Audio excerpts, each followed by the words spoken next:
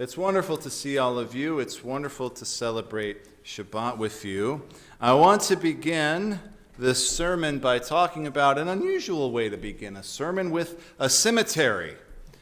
There's a cemetery in Los Angeles that's unlike any other. And trust me, when I was a rabbinic intern in the City of Angels, I buried a lot of folks in a lot of different places. I saw a lot of cemeteries, but this one is especially different because it is labeled as the Cemetery to the Stars, and it is located in the old part of Hollywood. I love this place. As weird as it sounds, I always wanted to go to this cemetery to do the funeral there.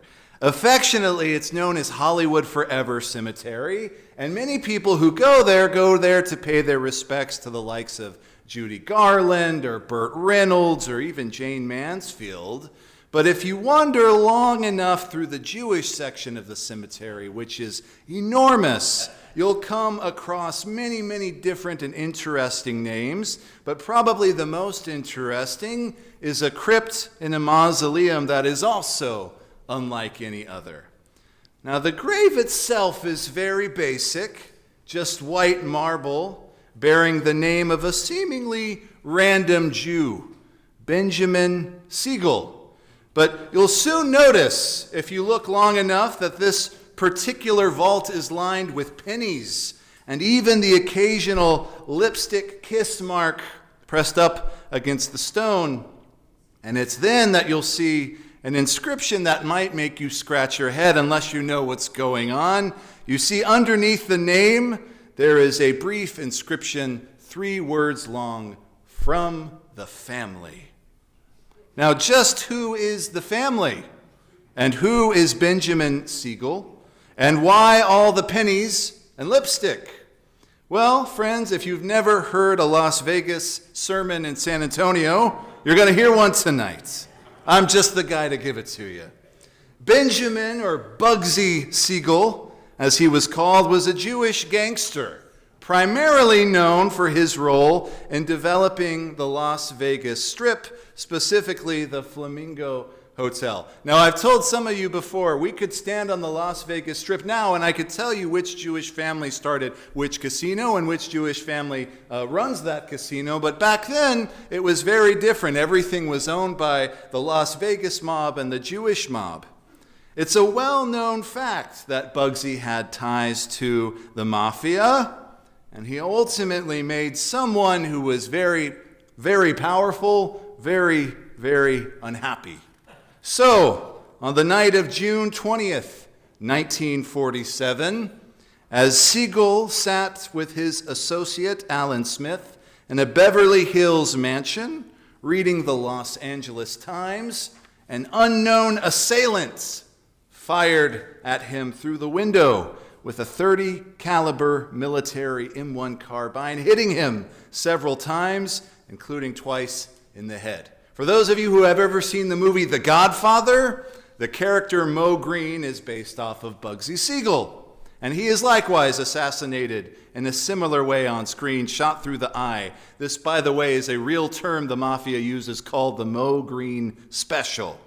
Now, supposedly, after the murder, the mob fronted the money for Bugsy's funeral and his crypt, complete with its threatening inscription, "From the family," as a warning to others who would choose to defy the powerful heads of the Las Vegas crime syndicate. Now, what exactly Bugsy did that led to his untimely demise is still up for debate, even to this day. And you should know that according to the Los Angeles Police Department, this case is still considered unsolved, as they never identified the culprit responsible. Some argue that Bugsy didn't report his earnings from the Flamingo to the mafia bosses properly, while others suggest that he had began running a separate California operation by himself, essentially going against the family. The most probable theory is that Siegel was unhappy with the leadership of the Vegas mob and threatened to take it over himself. And if there's anything you can't do to the mafia, It's question, it's leadership. We'll never know for sure, as all who were witnesses to what actually happened are now sleeping with the fishes, as they say. But it's still a popular tradition to leave a penny on Bugsy Siegel's grave in Hollywood before making the drive to Vegas to gamble. Supposedly by doing this, it gives you good luck. Now, I have got to admit that I'm not a very superstitious person, but even so, I left a penny on the crypt before I had my interview weekend in Las Vegas 5 years ago now at Temple Beth Shalom, and needless to say, I got the job. So thank you, Bugsy, wherever you are at. Our Torah portion for the week is Parshat Korach, and it details the story of the Parsha's main antagonist, a Levite named Korach. Korach feels as if Moses thinks he's somehow better than the rest of the community, and he tells Moses at one point, quote, "You've gone too far. Everyone here is holy, but yet you set yourself above the rest." Of course, Moses' response to this accusation is to perform a supernatural test. So he instructs all of his accusers to bring fire pans to the entrance of the Mishkan, the tabernacle.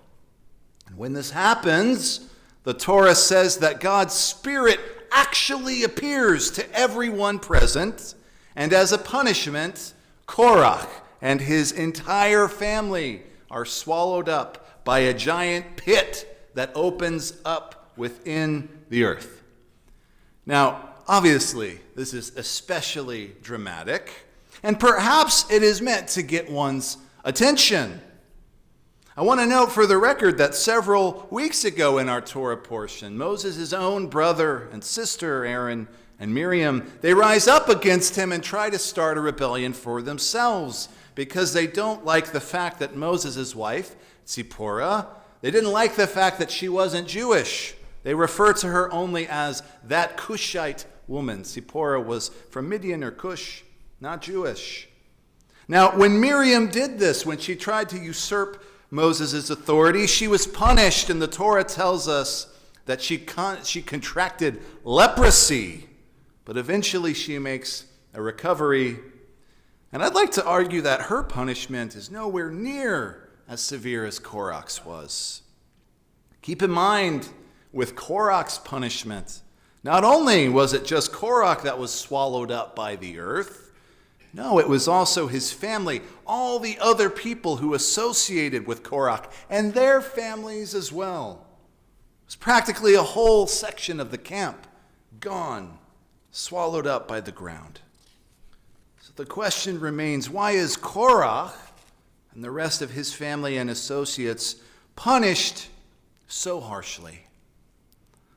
Well, perhaps it's the same sentiment we found with Bugsy Siegel. It's bad enough to go against the family, but it's unforgivable to question its leadership. In my line of work, obviously I get to interact with a lot of Jewish people, so this might sound strange. I don't mean this to be offensive, but just hear me out, you might agree. When I get the opportunity to hang out with non-Jewish people, it can be very refreshing.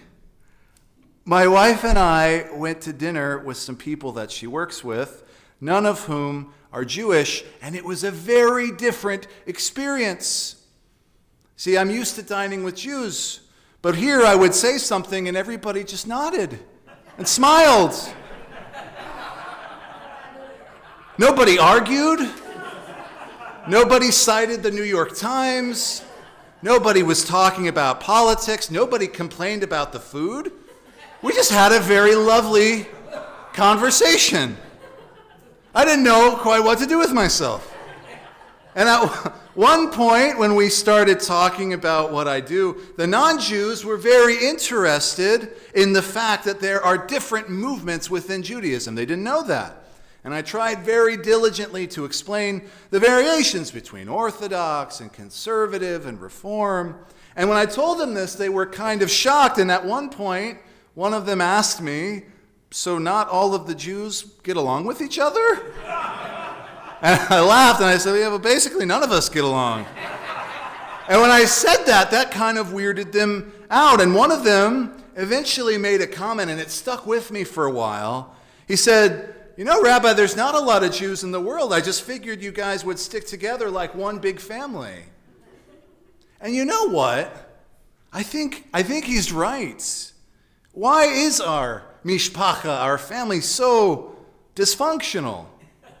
I think about his comment, and then I think about Korach, and I'm left to wonder, what was Korach's major sin? Rebelling against his leader? We've been shown in the past Torah text that wasn't worthy of a death penalty for Miriam. Or was it that Korach led a group of Jews against their own family? Similarly, did Bugsy Siegel die because he questioned the mob leadership? Or did he simply abandon the family? We might never know for sure. But what we do know is that the Jewish people are one Am Yisrael. And when one of us falls, we all, in a certain sense, fall together as well. So tonight I pray that we are able to overcome our familial differences, whether they be with regard to practice or identity, certainly politics.